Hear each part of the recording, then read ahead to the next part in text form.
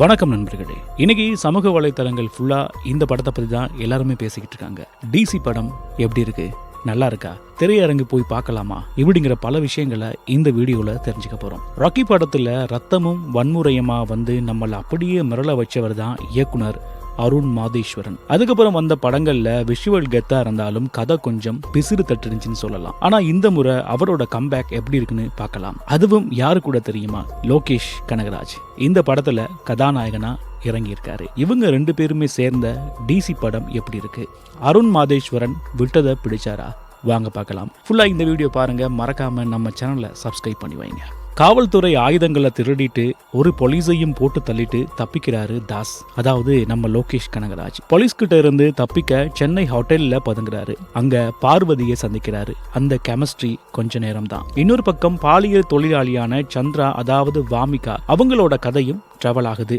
சிம்பிளா சொல்லணும்னா சந்திராவோட கிளாசிக் தேவதாஸ் கதையை அருண் மாதேஸ்வரன் தன் பாணியில ஒரு ரஃப்பான ஆக்ஷன் த்ரில்லரா மாத்திருக்காரு. தேவதாஸ் ஒரு குற்ற பின்னணி கொண்ட ஆளா இருந்தா எப்படி இருக்கும், அதுதான் இந்த டிசி தேவதாஸ் சந்திரா படத்தோட பிளஸ் என்ன அப்படின்னு சொல்லி பார்த்தா ஹீரோ அனிருத் தாங்க. சமீபத்துல அனிருத் கொடுத்த பெஸ்ட் பிஜிஎம் இதுதான். ஒரு சாதாரண பழிவாங்கும் கதையை தியேட்டர்ல வேற லெவல் அனுபவமாக கொடுத்திருக்காரு அனிருத். அடுத்தது லோகேஷ் கனகராஜ். அவரோட முதல் படம் இது அப்படின்னு சொல்லவே முடியாது, அந்த அளவுக்கு மிரட்டி இருக்காரு. அப்புறம் வாமிகா செம்ம மாஸ். முக்கியமா அவங்க முதல் தடவை துப்பாக்கியை தூக்குறப்போ தியேட்டர்ல விசில் பறக்குது. தொழில்நுட்ப ரீதியா அருண் மாதேஸ்வரன் படம்னாலே சும்மாவா? ஒளிப்பதிவு, எடிட்டிங், முக்கியமா அந்த இன்டர்வல் ஃபைட் சீன் வேற லெவல். அப்படியே எல்லாருமே மிரண்டு போயிட்டாங்க அப்படின்னு சொல்லலாம். மைனஸ் என்ன அப்படின்னு சொன்னீங்கன்னா, ஃபர்ஸ்ட் ஹாஃப்ல இருந்த அந்த விறுவிறுப்பு, ஈர்ப்பு செகண்ட் ஹாஃப்ல கொஞ்சம் மிஸ் ஆகுது. உணர்வுபூர்வமான ஆழம் குறைய ஆரம்பிச்சு வெறும் சண்டை காட்சிகளாக போறதால ஒரு கட்டத்துல லைட்டா சலிப்பு தட்டுது.